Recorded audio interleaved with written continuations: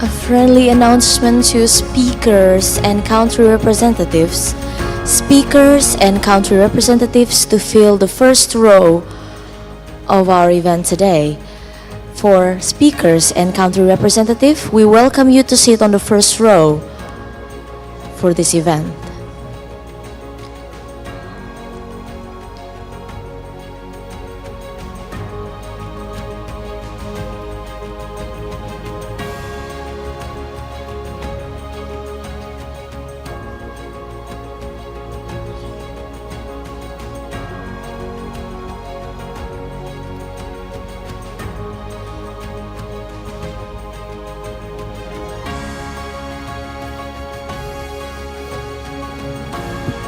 Again, a friendly reminder to speakers and country representatives to fill the first row in our event. We're happy to welcome you on the first row.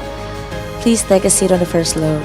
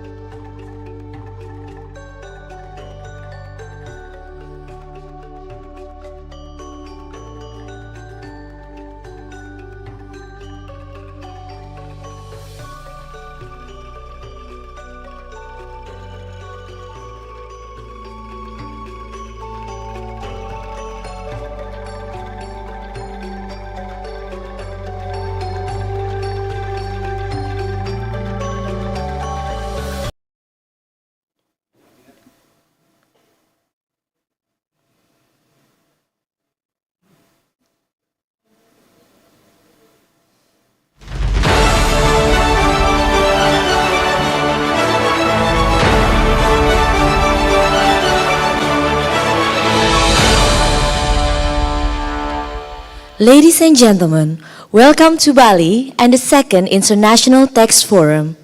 As a gratitude to welcome all of our attendees in this brilliant morning, please enjoy a traditional Balinese welcome dance, Pendet.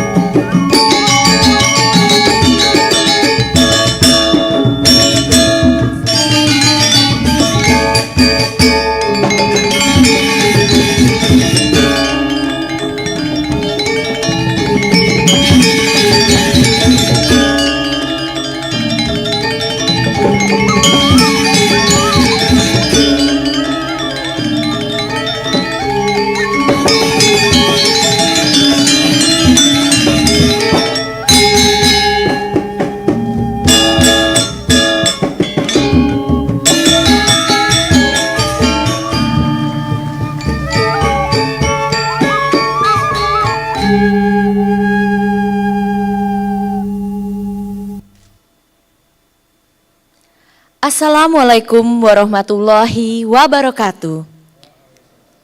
May peace be upon us. Shalom, Om Swastiastu, Namo Buddhaya, greeting of virtue. Good morning, ladies and gentlemen. My name is Dinar, and I will be your host for this amazing event.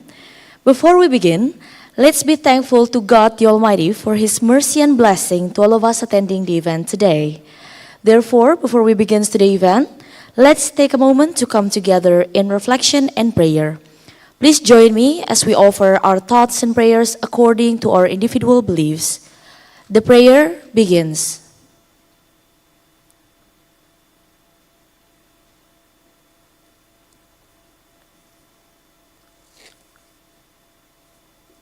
Thank you. Now, can I kindly ask everyone to stand up as we sing our national anthem, Indonesia Raya.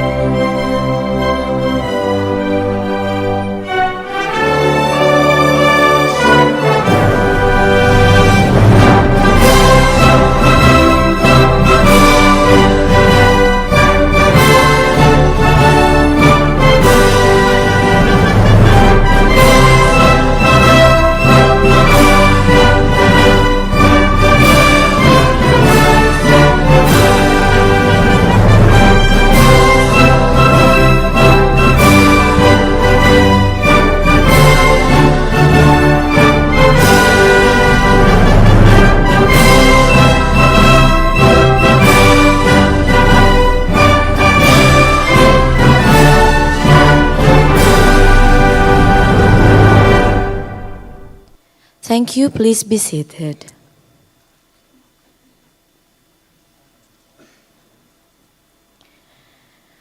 Beloved participants, it's an honor and a privilege to welcome you all to the second International Tax Forum.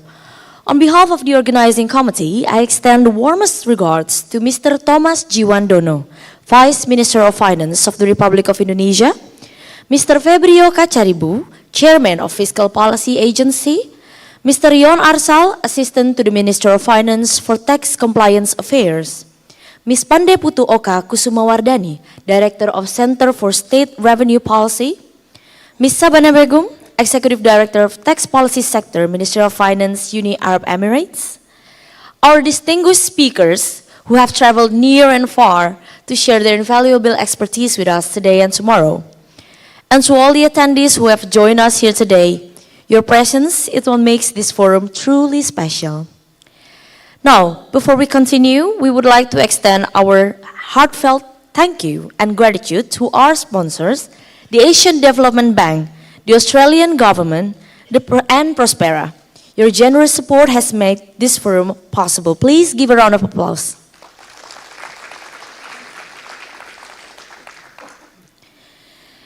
In the garden, flowers bloom bright.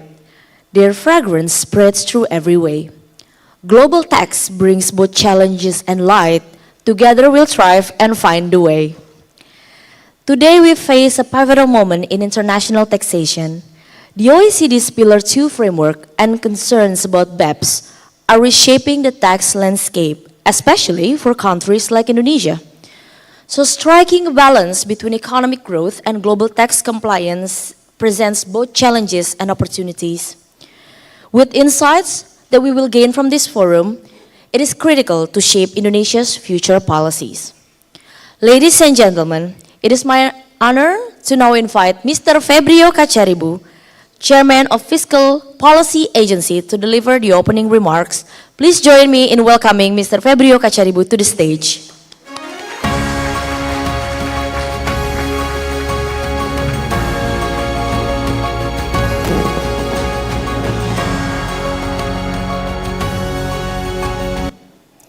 Very good morning indeed. It's really beautiful day. Yesterday I was waking up in Jakarta, and this morning suddenly I'm in Bali. What a fun day to have. And I just talked to Scott here, and I said, he's an Australian, by the way, to all of you who don't know. So I said, before coming to Jakarta, because now he works in Jakarta, right, Scott?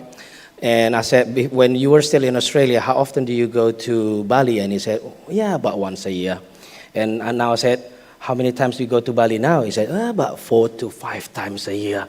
Wow, that's a very significant increase of quality of life, and he agrees. So, welcome to Bali, everybody. This is a very nice avenue for us to meet and talk about tax. So, what a wonderful place, wonderful event, wonderful time for us to talk about tax, and also in the situation of the economy globally like that. But Indonesia is thriving, and thanks to all of you, especially all of the businesses, all of the activities that we have been doing in Indonesia and also in the region. I would like to also to welcome, especially our fellow from ASEAN countries. So this is a very special time as well for us to gather among ASEAN member countries. We know that we've been working together a lot in past years, and especially in the regard to taxation, we also have a lot of work together, and it's been really great progress that we made in the forum. I would like to also say welcome more specifically to our guest. I see a lot of respectable and really honored to meet all of you here. Just to name a few, I saw Ms. Sabana Begum. Thank you so much, Ms. DG, to come to Bali, to Indonesia.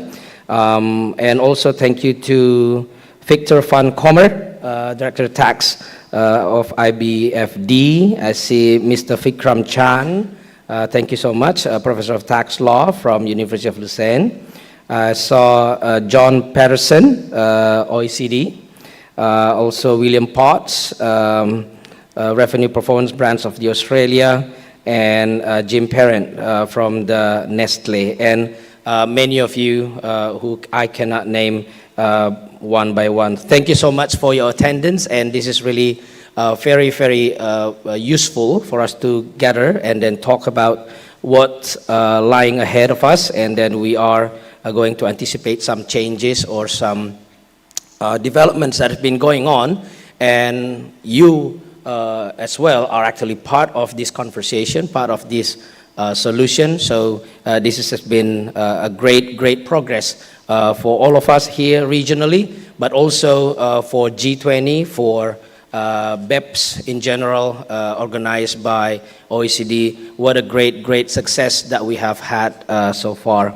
Before I go into some of the remarks about this event, I would like to open slightly about what we have had so far. Like before I said, I'm truly honored by the presence of the high-level government officials from UAE, from Cambodia, Laos PDR, Malaysia, the Philippines, Thailand, Vietnam, and Sri Lanka. Your participation really highlights the importance of the regional collaboration in shaping the international tax policy. We are also privileged to have a lot of renowned speakers that I mentioned from OECD, IBFD, Australian Treasury, Australian Taxation Office, CEP, as well as esteemed participants from you all, from businesses, academia, tax consultant, among others. Our all collective expertise and insights will undoubtedly enrich the discussions and drive us toward meaningful progress in addressing the challenges, but also opportunities within the global tax landscape. So again, from Bali, we're talking about global initiatives. Ladies and gentlemen, as we enter second half of 2024, the world economy is not really in the top shape that we expected. It is still facing growing risk and uncertainties. Geopolitical tensions continue to be a major source of concern, influencing economies through various channels, commodity prices, trade, financial markets. The world is also facing new opportunities and challenges arising from the increasing digitalization of the global economy. Amidst global economic stagnation and financial volatility, in particular, our economy, Indonesia, stands out for its resiliency. For the year of 2023, our economy grew by around 5.1%, fueled by strong domestic demand, specifically consumption and investment. Strong economic growth has contributed to the higher government tax revenue, which reached 2,154 trillion rupiah back in 2023.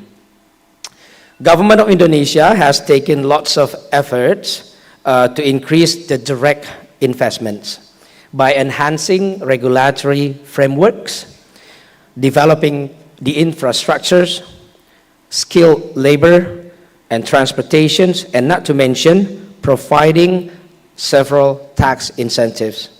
Specifically, among others, we can mention tax holidays, tax allowance, investment allowance, and super deduction for R&D and also for vocation. Ladies and gentlemen, today I would like to recall on a matter of significant changes in the current international taxation landscape through the introduction of, everybody understand, two-pillar solution initiative. We note that the OECD's two-pillar solution has made significant progress since its inception back in October 8, 2021, when there were 136 countries reached a historic agreement on the framework. Last week, on 19 September 2024, 39 countries signed the multilateral instrument on the subject to tax rule, marking a significant milestone in this implementation of Pillar 2. The two-pillar solution is expected to address the global taxation issues that may affect economies globally. The current international taxation framework faces two dominant challenges.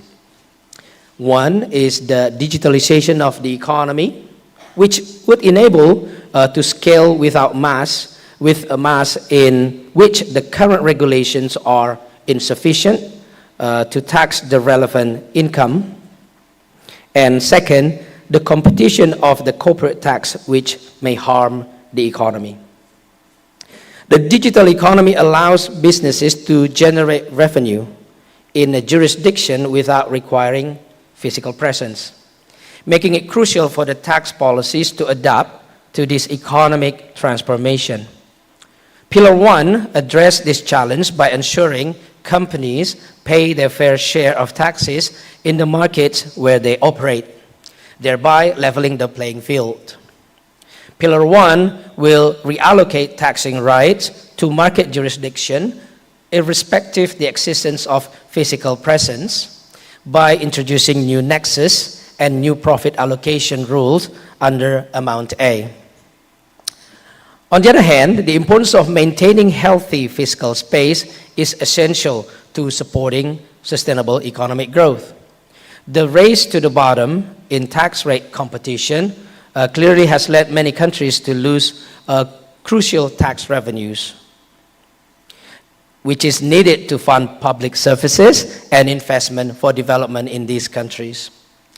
Pillar 2, in this context, plays a vital role in addressing this by establishing a minimum tax rate, allowing for more optimal allocation of fiscal resources while preventing countries from being trapped in unproductive tax competition. It also fosters a fairer global economic environment where competition focuses not only on lowering tax rates, but mostly on enhancing economic efficiency and productivity. Currently, Pillar 2 have been implemented in more than 40 countries worldwide, including in some ASEAN member states. Ladies and gentlemen, developing countries tend to rely heavily on tax incentives in the past years to attract direct investment. There may be concerns about the impact of Pillar 2 on FDIs because all of these countries, many of these countries, been relying on these tax holidays and etc. As the provision of current tax incentives will be less effective due to the application of global minimum tax. So that's the perception, and that's what we're trying to address. Furthermore, the implementation of Pillar 2 is not expected to shift the competition from tax holiday to cash-based incentives. This is a condition that can put developing countries in a very difficult position, given that majority of developing countries have clearly limited fiscal capacity. Ladies and gentlemen, I believe this is the time for countries to reassess and enhance our strengths and competitiveness rather than race to the bottom in attracting the foreign direct investment. FDI, clearly crucial for developing various sectors such as infrastructure and manufacturing, as you have seen what happened in Indonesia in the last 10 years or so. Therefore, clearly this event will facilitate the discussion on these critical issues. We will have about 5 sessions, if I'm not mistaken, 2 days event. And clearly the inputs gathered here will be clearly so valuable in contributing to the design of the appropriate policies regarding the Pillar 2 implementation within countries. And of course, the whole new incentives post-Pillar 2 regime. To be honest, it's not really easy. Myself, as the policy designer of fiscal from Ministry of Finance of Indonesia, one of the largest countries in the world and clearly the largest country in the region, we have seen how FDIs coming to Indonesia and one of the attractions is actually clearly the tax incentives. And we also have seen different ways of advanced and also developing countries designing their incentives away from tax incentives. This is new to us. This is new to many countries. For example, you can name Inflation Reduction Act that is enacted by the US maybe a couple of years ago. There's also another initiative in Europe, another initiative in Korea, and now many countries like India, some of you probably heard, thinking about providing incentives, but this is going to be a lot more comprehensive rather than just tax incentives. People are talking, governments are talking about co-investment between private sector and also the government together. So this is becoming a new way of providing incentives to boost productivity and to boost investment and new economic activity in many, many different places. It is a new world to us as policymakers. It is a new world probably as well to all of you businesses. So it is also a good time for us to figure out how to collaborate post the Pillar 2 context. It is going to be a back and forth, and clearly we are in need of your inputs, in need of your consultations for us to grow the economy together, not only here in Indonesia, regionally in ASEAN, and also globally among the developed economies and also developing economies. Together, I would like to close. I would like to express my gratitude to all of you for your participation and contribution to this forum. Your expertise and insights, very invaluable, and we look forward to productive and engaging discussions that lie ahead. Together, we can navigate the complexities of this international taxation and work toward a more fair and efficient global tax system. In between, don't forget to go to the beach. So I hereby declare Second International Tax Forum officially open. Thank you very much. Mr. Febrio, I would like to ask you to stay on the stage because it would not be complete for us to open this event without a ceremonial gesture. So I would like to invite Mr. Yon Arsal as well. As So I heard about the gong. So this is a fun part. You guys should watch it. I would like to invite Mr. Yon Arsal as the assistant to the Minister for Tax Compliance Affairs and Ms. Pandeputu Okakusumawardani to join Mr. Febrio and Mr. Yon on stage.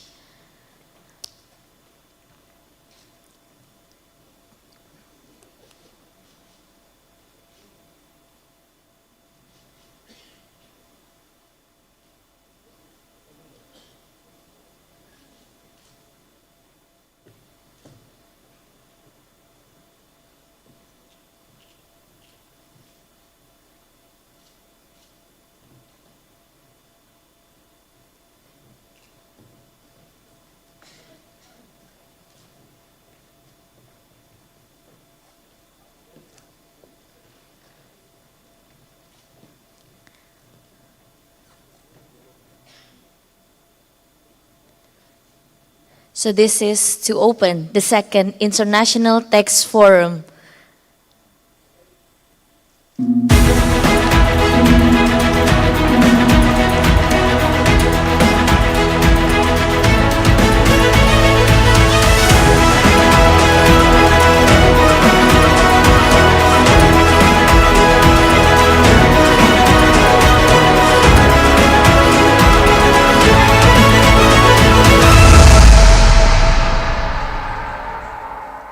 Thank you. Please be seated.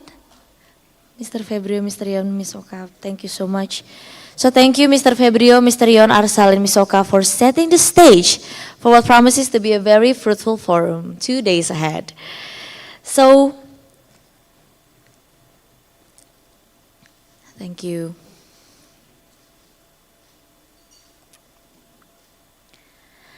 So the theme of this event is adapting tax policies in a dynamic world.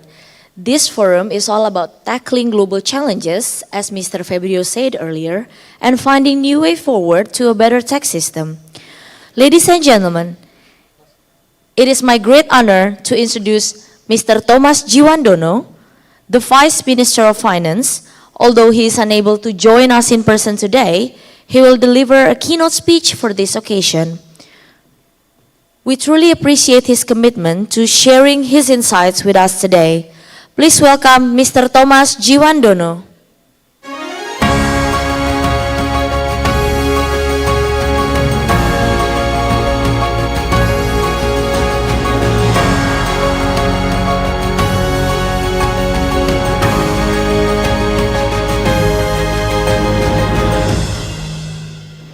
Mr. Rubino Sugana, Principal Advisor, Revenue Thematic Area, Prospera.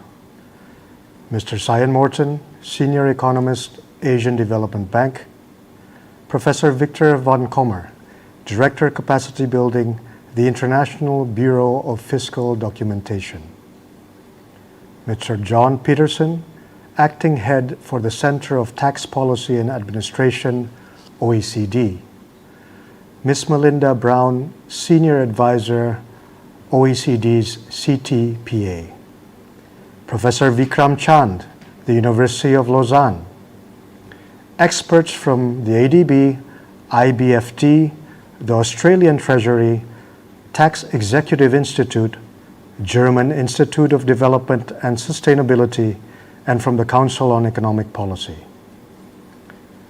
Representatives from the Ministry of Investment, the Coordinating Ministry of the Economy, Ministry of Industry, and the Coordinating Ministry of Maritime and Investments. Academics from PKN STAN, the University of Indonesia, the University of Gadjah Mada, and the University of Pajajaran. Distinguished participants, ladies and gentlemen, good morning to all of you. It is an honor to meet you all, albeit virtually, and deliver this keynote address at the Second International Tax Forum. In this occasion, allow me to share some of Indonesia's views on recent economic developments, global policy responses, and our views on the current global taxation issues. We are currently experiencing an unprecedented economic transformation. Globalization has indeed connected markets, but it has also created new challenges, especially in the field of taxation.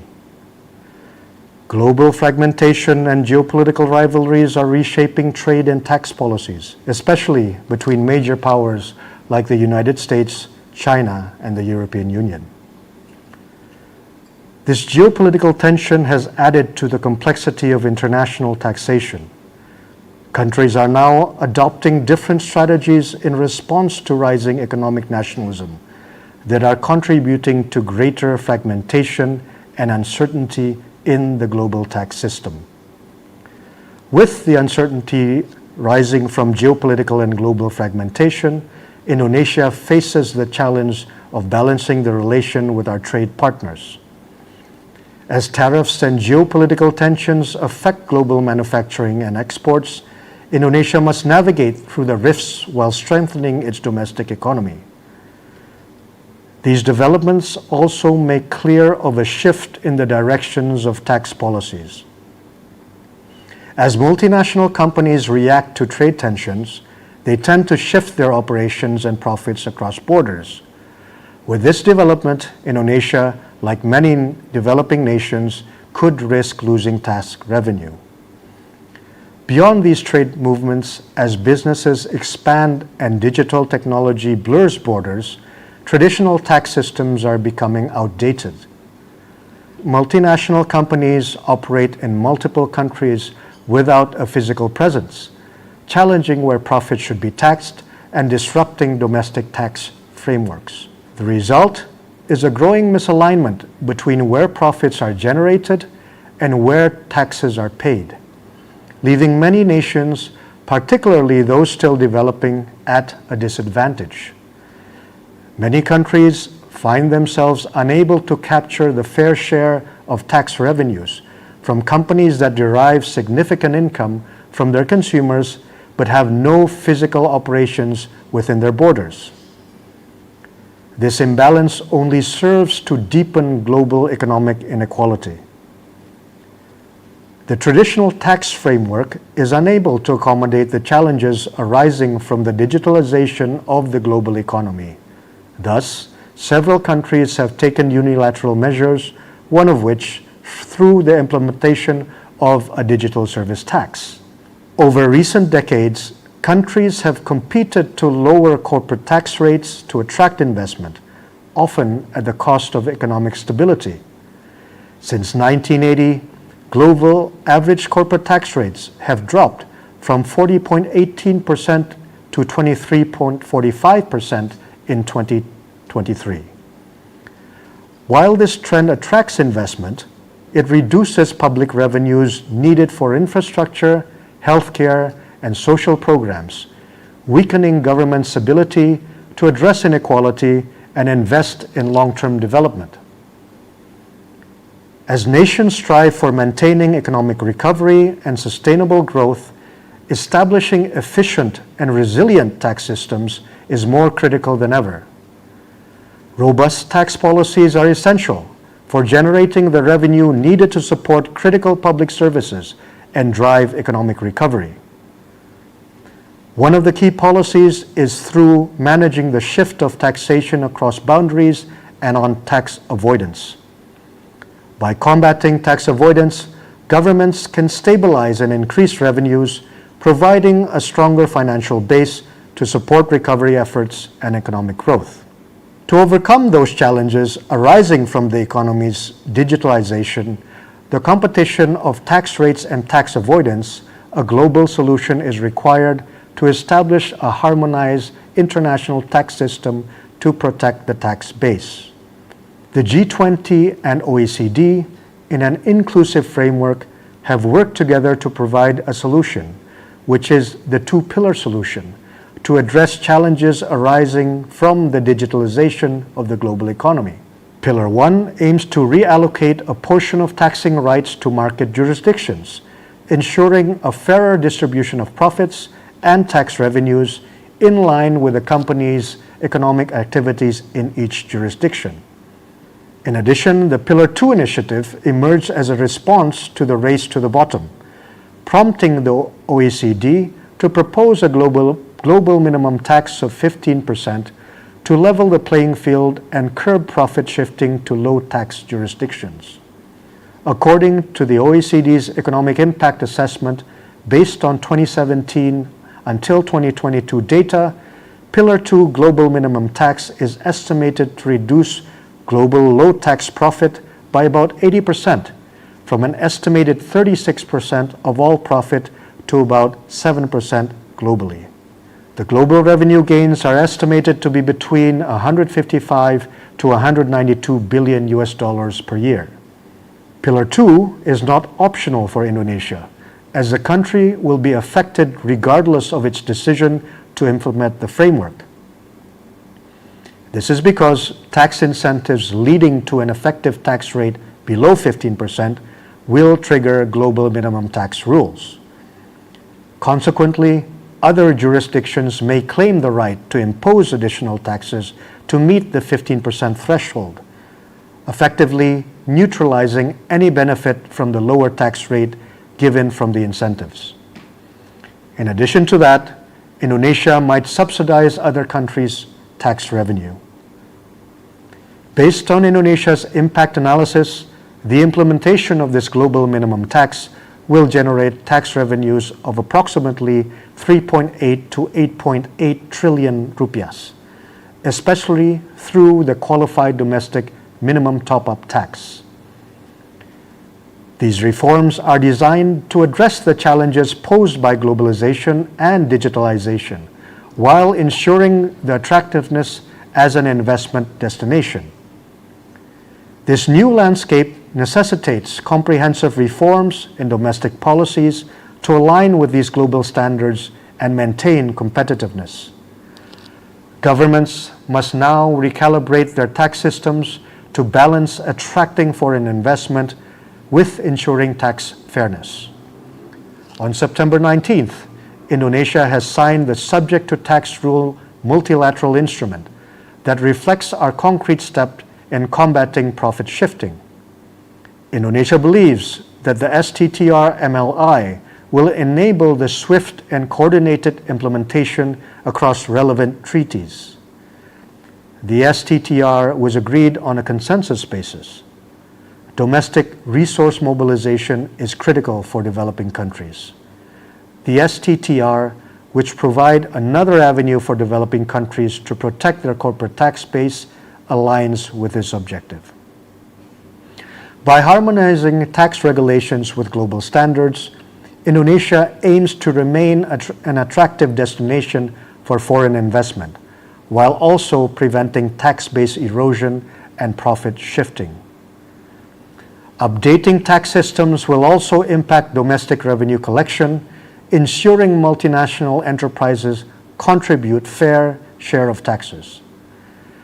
This would enhance finances that are essential for funding public services, infrastructure development, and other critical government functions.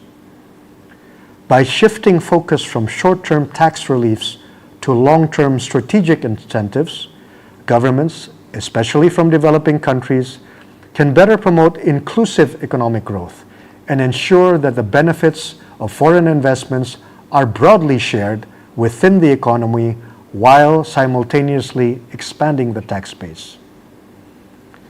To accommodate those changes, countries must develop comprehensive strategies for smooth policy transitions under Pillar 2.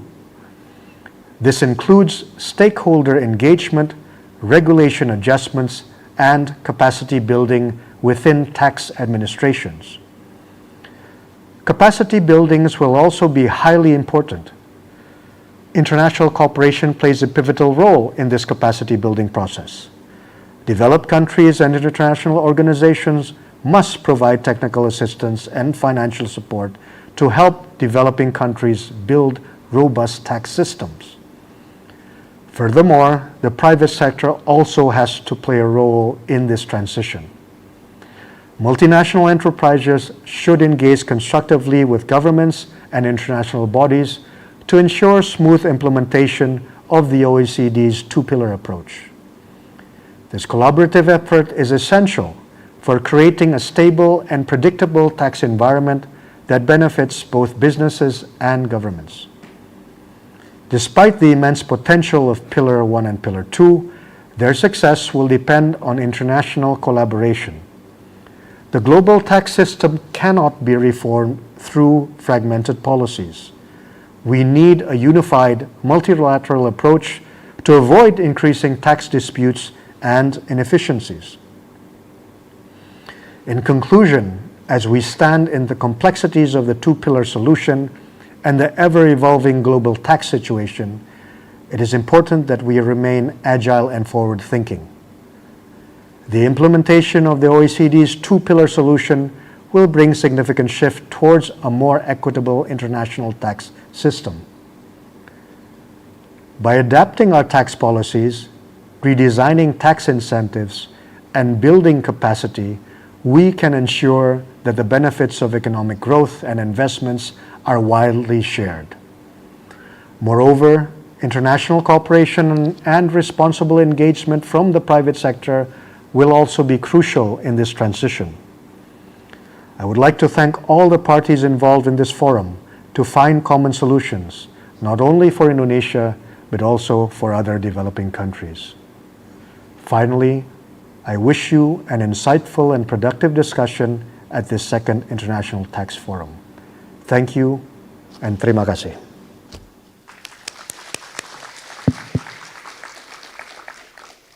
Thank you so much, ladies and gentlemen. Now, before we proceed, we would like to invite everyone for a photo session as to mark our collaboration.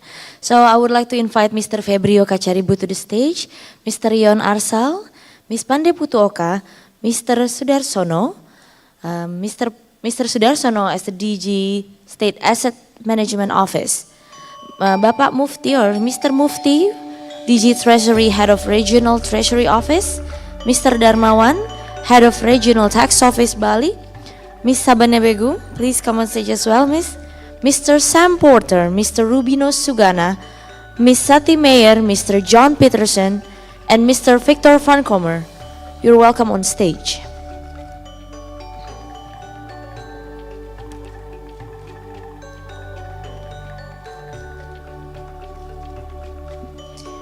We would love to have everyone on stage, but I'm afraid the stage won't fit.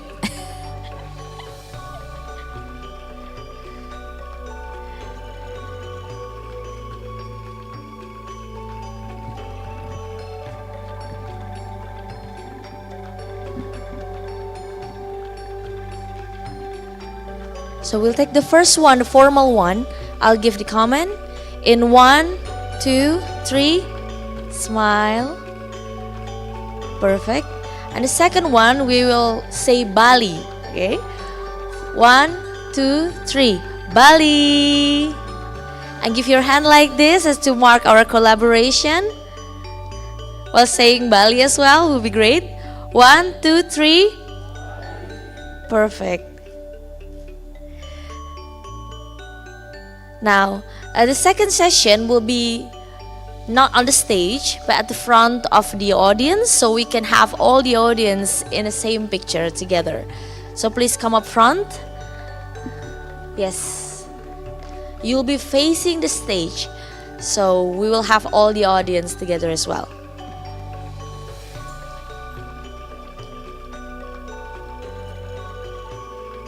Yes, please be on the center of the stage.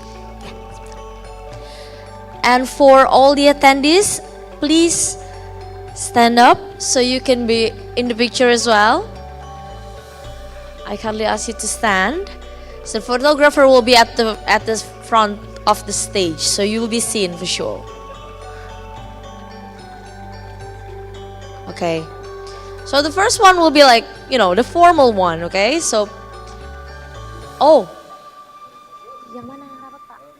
Oh. All the attendees as well, please come at the center of the room. Squeeze in, squeeze in. We'll try to fit everyone in the picture.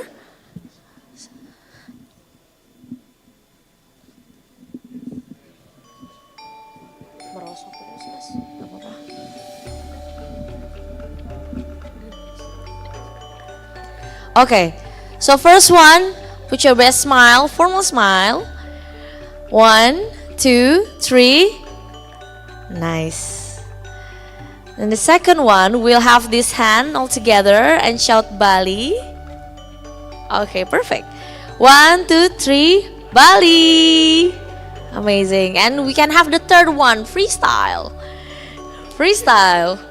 Well, up to you. In 1, 2, 3, freestyle. Amazing. Thank you so much for your participation, ladies and gentlemen. Brilliant way to mark the collaboration.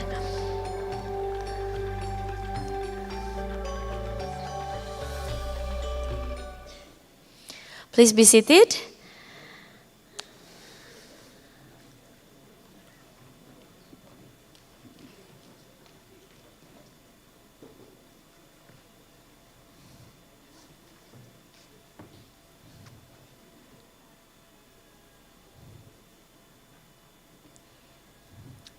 Please be seated, ladies and gentlemen. Thank you. As the global tax landscape evolves, the implementation of Pillar 2 has become very critical, and that demands our attention. Its impact on macroeconomy is also massive. So to shed light on these challenges and opportunities, it's an honor to introduce Mr. Victor van Kromer, Director of Capacity Building and Tailored Service, and also a member of the Executive Board at IBFD. Please accompany me to welcome him on stage, Mr. Victor van Kromer.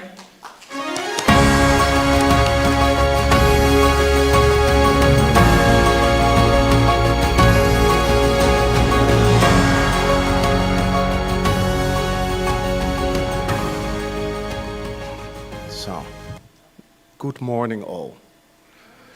And thank you for this nice invitation. I'm also grateful for the opening words by Mr. Fabio Cacciaribo. I think that was already a good address of the topics we are dealing with.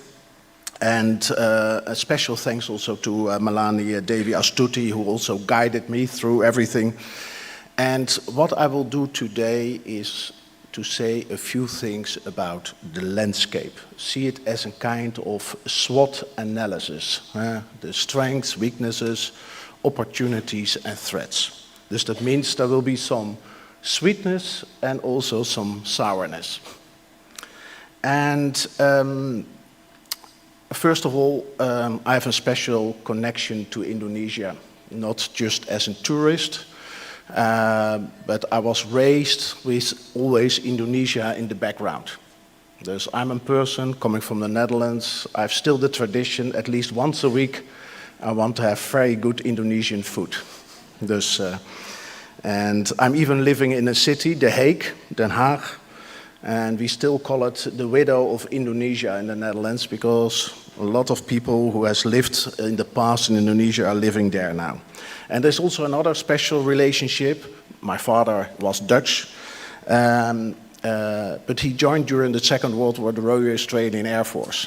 Dus, he was one of the first persons in 1945 entering here in Indonesia after the Second World War. Dus, therefore, Indonesia is very close to my heart, and also thanks to many good friends here.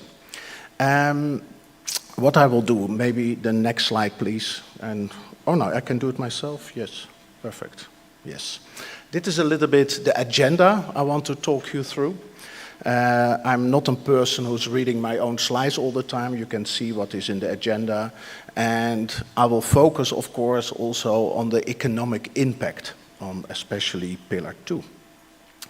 And first about the sweet part, or about the SWOT analysis, about the strength. And that means that Indonesia is economically in a very good shape. You see the GDP growth was 5%, even when you compare that with neighboring countries, that is also above that growth. And that means that Indonesia returned to the pre-COVID levels. And of course, there are always some challenges, but what is also very important for developing countries that you are mastering your inflation rate. That is quite modest. And you see that this forecast for your economic growth is still around that 5%. And of course, you need this percentage for all your investments you need to make in your country. Some reflections on this economy. If you see, hopefully you can read it, yes, you can think, is that the FDI, the foreign direct investments by countries, is, and then you see that Singapore as a financial hub is clear, but also mainland China, Hong Kong, Japan, Malaysia. Dus you see a lot of countries around Indonesia. Is that very special?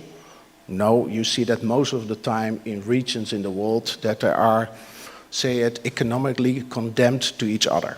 I'm coming from the Netherlands, European Union. Also the European Union is for 85% an internal market. We are dealing most of the time with our neighboring countries. Also when you follow in countries like Malaysia or Indonesia, the high net worth individuals, then you see they have the assets also around this kind of countries. Why I'm saying this? Because also with all the Pillar 2 developments, watch what your neighbors are doing. Because economically, you're quite bounded to each other. I made also here a picture, and of course they are all from the Investments Ministry of Indonesia. Then you see the sectors where the FDI is going to. You see in the metal and transportation, the chemical, pharmaceutical, mining. Paper printing, then you have already 2/3 of the economy. One of my main topics today is talking also about the tax incentives in Indonesia. And the first thing is you have to think, are this kind of industries, do they need incentives? Independently of any Pillar 2. Just to be very critical about what kind of investment you want to attract. This is the economic strategy of Indonesia based on several reports. And that is, of course, clearly an infrastructure development. Therefore, you need money. to be a critical hub. And also the third point is the strategic measures to attract significant foreign investment, and that is through the Indonesian Investment Authority. And here is already, I'm not saying something sour, but sort of one more of a kind of advice, coming on a regular basis to Indonesia, then you see that many of the ministries or departments are working sometimes in isolation.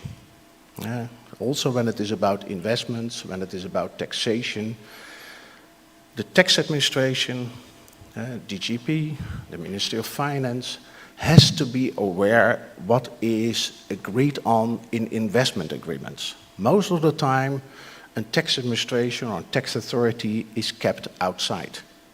And there we have one of the problems in monitoring tax incentives is not always clear what is agreed on. Now some facts, and that is, call it more the weakness of the Indonesian system. I told you, I will promise you also some sourness, is that you have a reasonable, compared also with other comparable countries, a quite low tax base. How many taxpayers are your registrations? That is a little bit the average of the last couple of years, that you have between 15 and 18% of taxpayers in registration. But only 1/3 of them are also fulfilling their tax returns. But fulfilling a tax return doesn't mean that it is correct or complete. That is only they submit something. And therefore that Indonesia has a reasonable, not reasonable, but I mean comparable, low tax GDP ratio, between 10–12%. And that is, compared to other countries in a similar position, rather low. And we all know this. And it has not really increased over the years. And if you see that also that tax evasion, underground economy, costs you about 8% in that tax GDP ratio. And again, I'm not saying that you have to go to the European standards, that you have to have a tax GDP ratio above 40%, because the first thing you have to exclude is social security contributions. Countries like Germany, France, the UK, when you really talk about tax, then it is also somewhere in the range of 23–24%. But Indonesia can do much better. And I also used here what it is called in the literature to put also something academic in it. That is the Heinz Rice paradigm. That when a financial hub, like for instance in Singapore, drop their corporate income tax by 1%, it will cost a developing country neighbor, as a neighbor, between 2.5%, say 2–2.5% of additional tax revenues. And here we're talking about tax competition. I'm always amazed to see how much tax competition is going on also in every region. That has to do, that corporate income tax has to do something with sovereignty. We think we have the rights and the powers, and finally you compete each other. When we are analyzing the economy of Indonesia, you see also that some factories moving out to a lower, even in labor cost countries like Vietnam. Vietnam is here. That is a kind of threat, but at a certain moment, maybe Vietnam will face the same what Indonesia is facing now, or China, then factories will move out of Vietnam, maybe to Laos or Cambodia. At a certain moment, it is over. Dus a significant loss in tax revenue is related to unnecessary tax competition. The last thing about Indonesia I want to say is the famous tax amnesty. The tax amnesty a couple of years ago, I see my good friend Annie here. She was the PR engine behind this whole tax amnesty. You saw it everywhere. And when you analyze the results, about 1/3 of GDP came in. because that were foreign assets, they were declared, but that was just a one-off. Yeah. After that, the tax GDP ratio came to the same level as the years before. That means monitoring this kind of taxpayers hasn't done properly. Yeah. Dus they move out again with the assets. It is not only about the rules in taxation, it is also about the enforcement of them, the implementation. Now, yes, that is all nice. Then I will come to the tax incentives of Indonesia. And also before I came here, of course, to prepare this talk, this lecture, I was studying the tax incentives of Indonesia again, and then I was amazed, really amazed, about how many tax incentives are in place. And we heard, of course, we get the Pillar 2 developments, and still new incentives are in place. For instance, your capital Nusantara. First of all, long period of tax holidays, 10, 30 years. And as IBFD, once we have done in another Southeast Asian country an analysis that even by not good monitoring tax incentives, just to be a watchdog as a tax authority, that was costing this country about 3% of tax GDP ratio. Because what is happening most of the time, when you have so many tax holidays for a long period, even when it is a shorter period, entities has, say, the benefits of these incentives. After a period, they get out of the country formally, and they come in again and apply for a new incentive or tax holiday regime.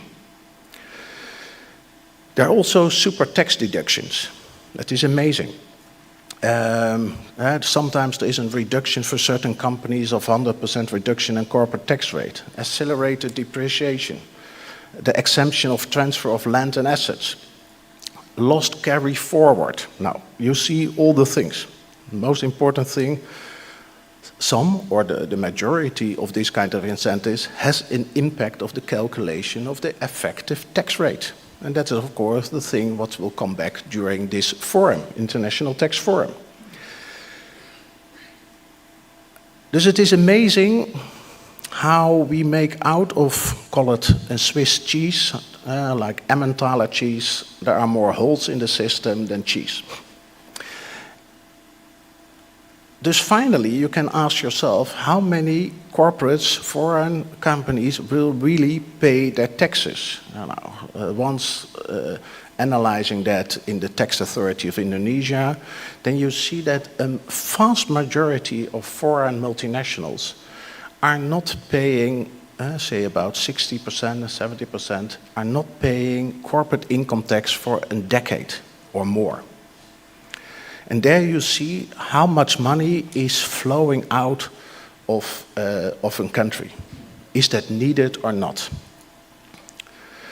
To give you just an overview, I made just an overview, just to summarize, I've studied it, is that you have economic development zones, very small areas.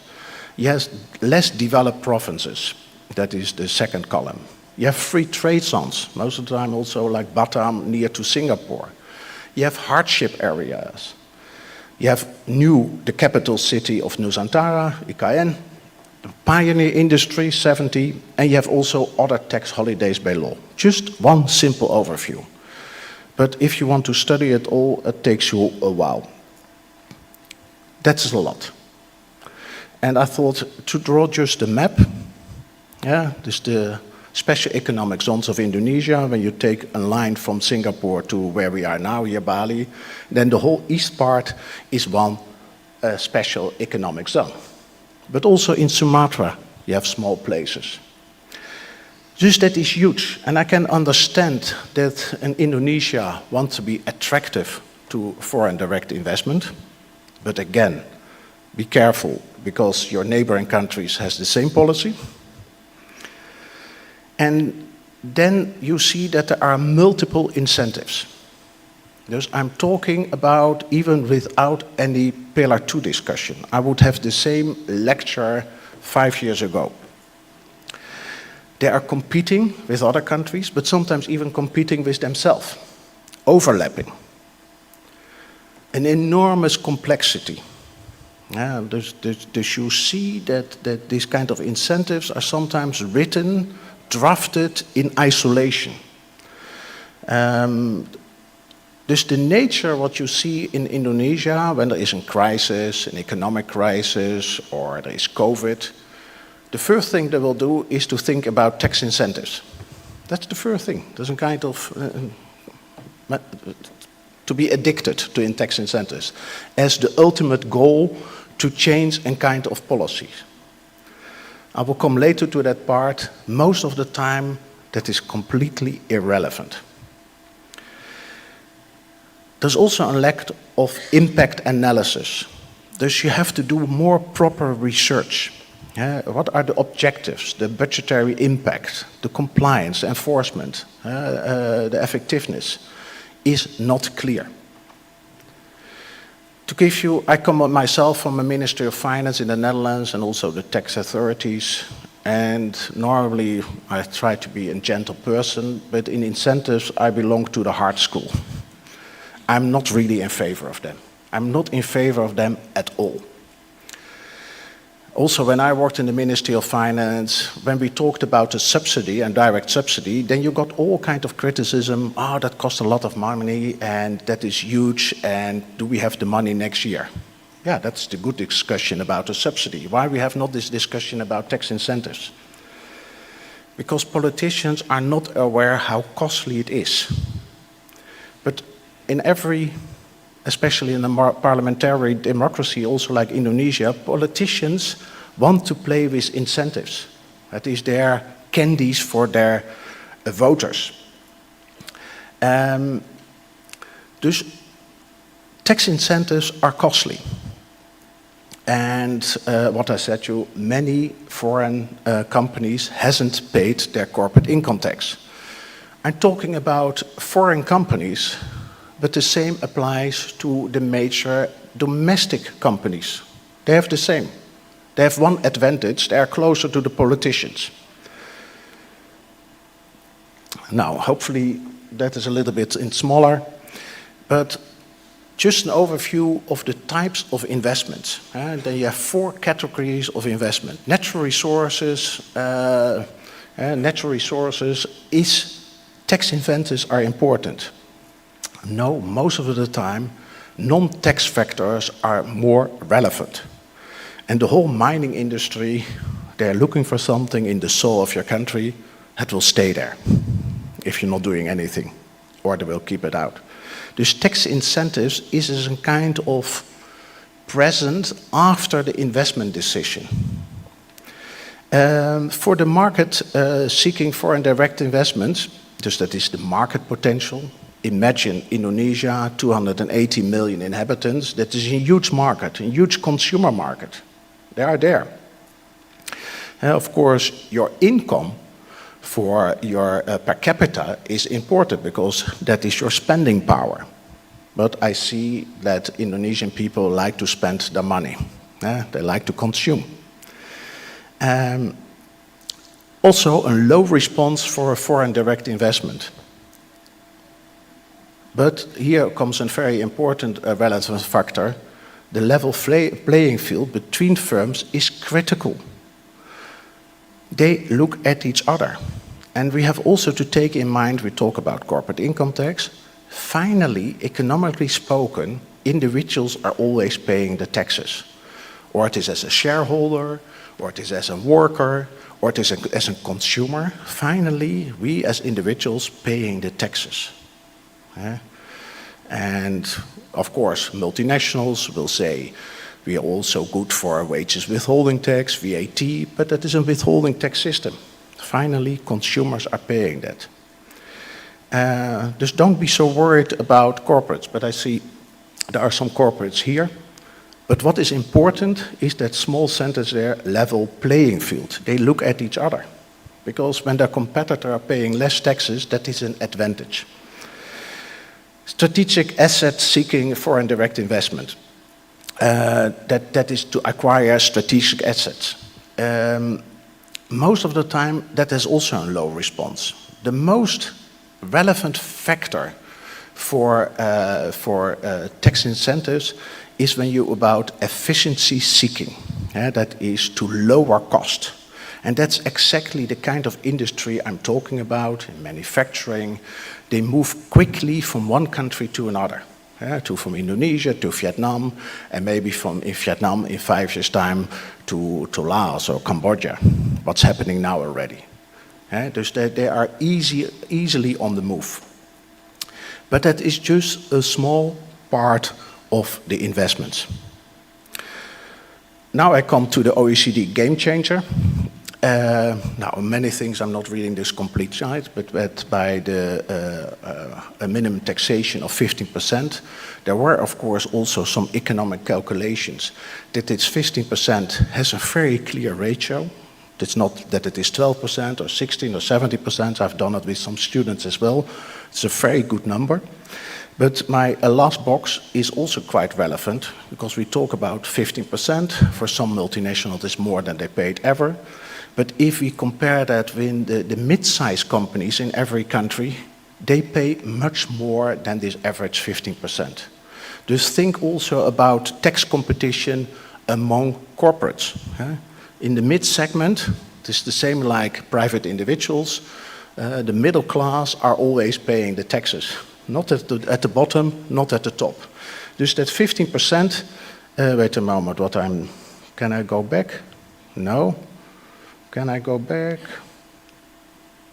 Yes, sorry. You see, you have to be careful with these kind of things. It's good that I'm not president of the United States to push the wrong buttons. Yeah, now I have your attention. Just keep that in mind as well. I'm very glad with this game changer. Because I told you before, I belong to, say, the more tough school, the hard school, to be very careful with tax incentives. And now we have finally something on our, say, international menu. And again, I'm looking always at the regions. At IBFD, we have an IBFD tax research platform. Some of you are a member of it, and there you can make also the comparison. You see many countries here are committed. We have a kind of a map where you can see the developments and implement it. You see that Japan, Korea, and Malaysia are in the most, I think, advanced situation. But the rest will follow.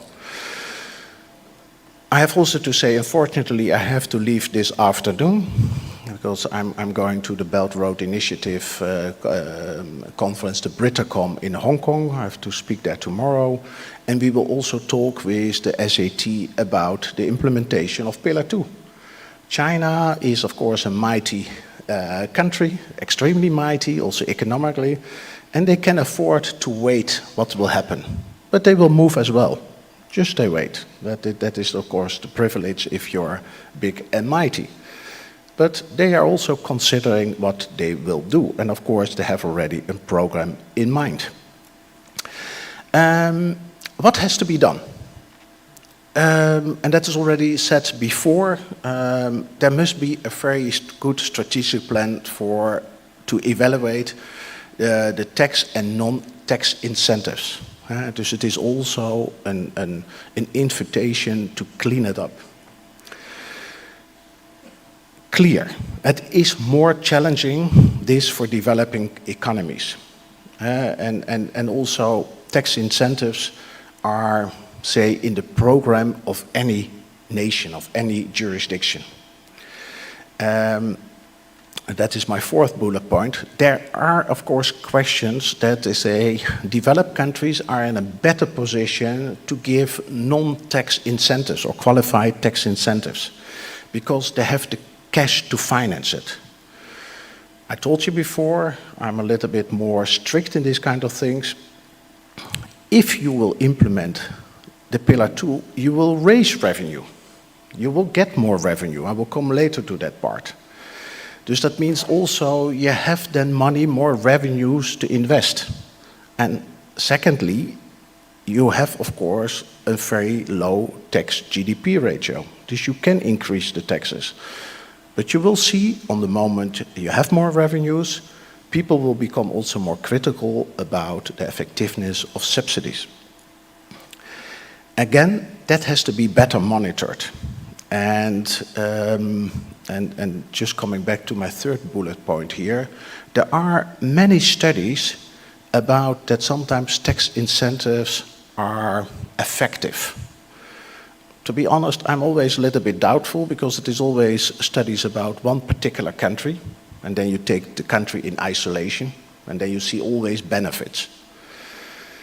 But the question is, without these incentives, would be this FDI will be there anyway? Again, most of the time in a boardroom, in the multinationals, there will be decisions made about, do we have to make any investments?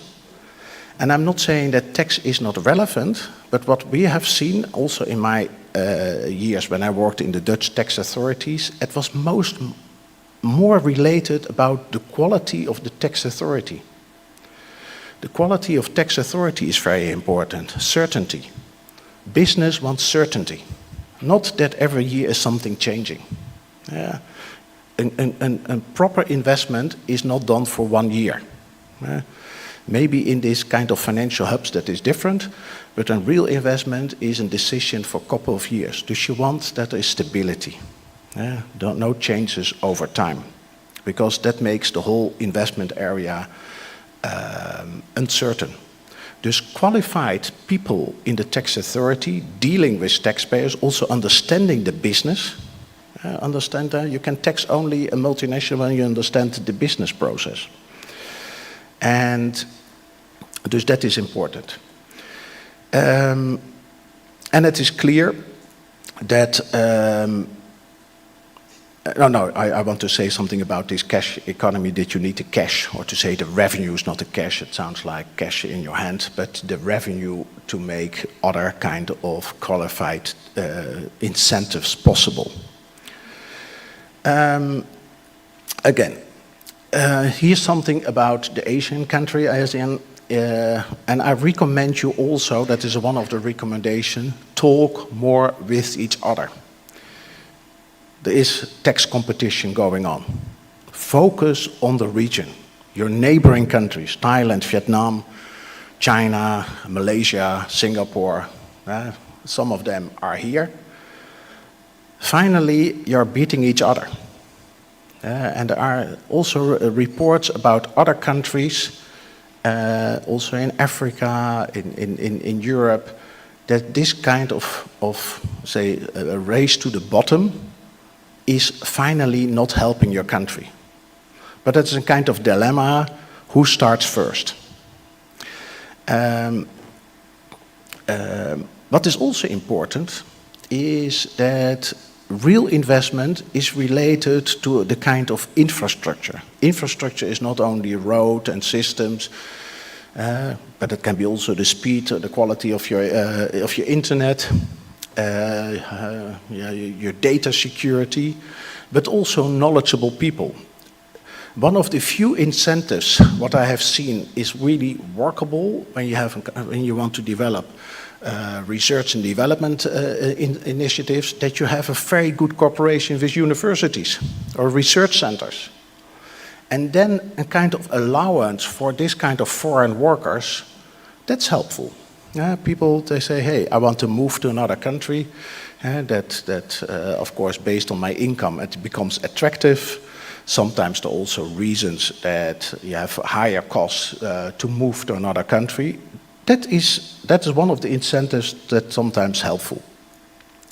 Dus looking to this kind of incentives. And again, that is all possible under the new Pillar 2 regime. And one of the issues here is, and we foresee that too, that we look at what the OECD has done. John Peterson and other colleagues will tell more later about it. He's one of the architects. He knows much more about it than I do. And to be honest, I try to study it, but it is hard. It is not easy. When someone tells me pillar 2, pillar 1 is easy, then I know, then they're smarter than I am. For me, it is quite complex, challenging, but I'm also grateful that it is there, because it is really a game changer, really. There's also my compliments.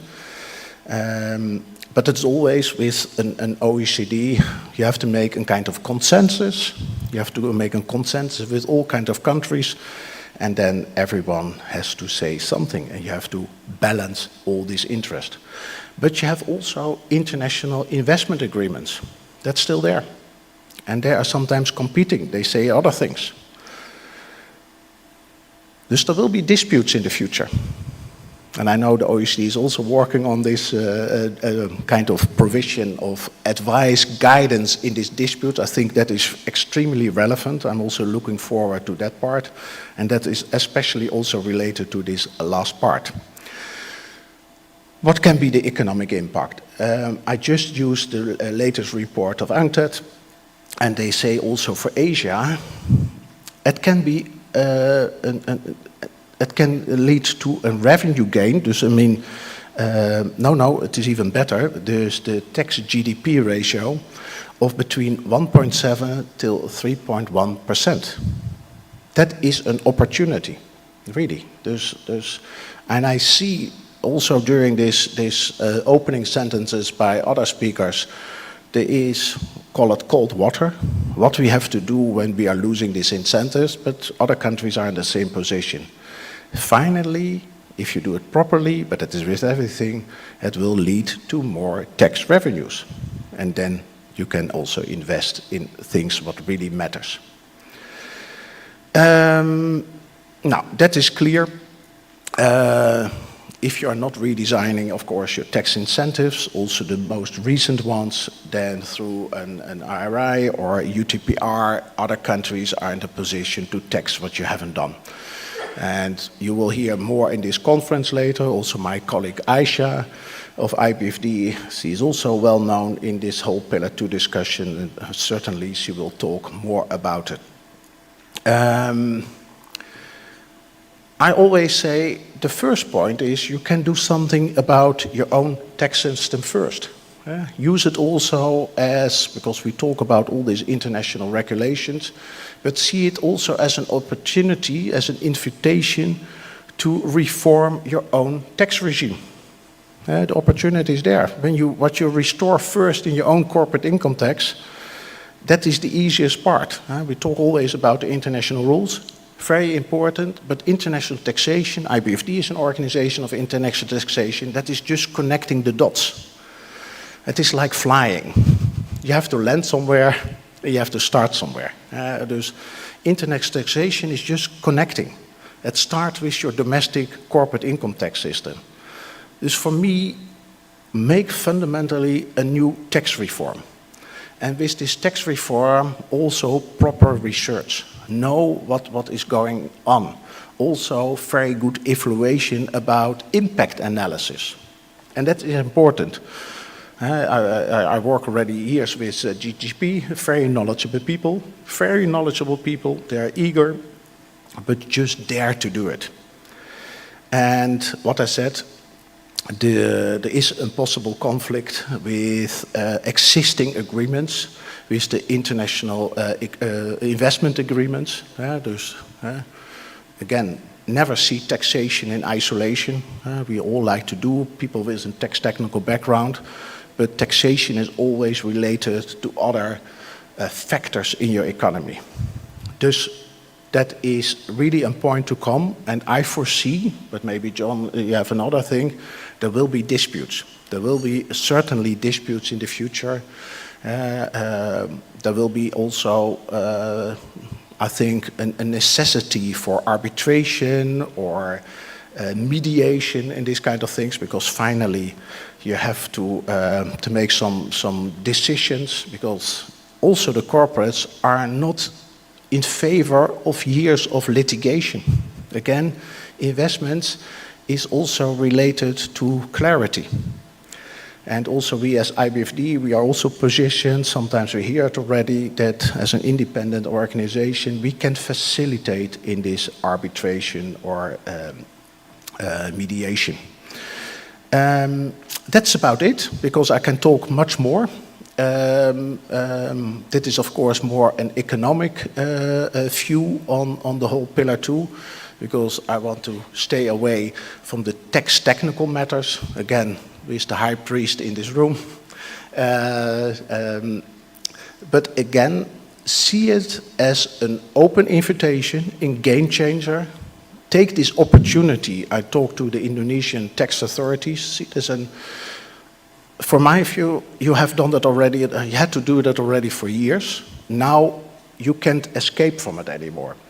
Dus clean up, organize a good reform, analyze, study well, organize your research, and as always, IBFD, but also other institutions like the ADB, GIZ, all kind of things, we are there to support you. Thank you very much. Terima kasih banyak. Huge round of applause for Mr. Victor von Krommer. Would you please stay on the stage, because I would like to give you a token of appreciation presented by Ms. Sati Meyer from the ADB as our representative from this event today, to give Mr. Victor von Krommer the souvenir.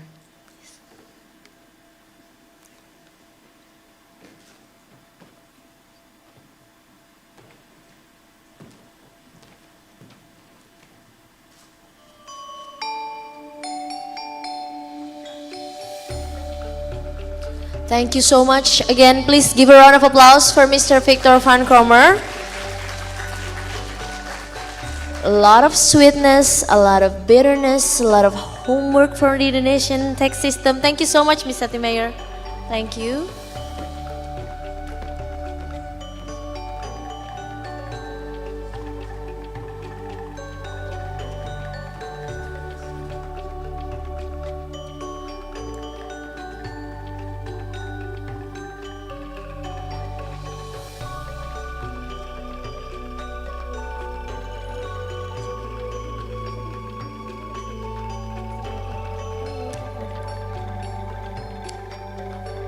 So, ladies and gentlemen, sorry for the delay, but we will now take a short break.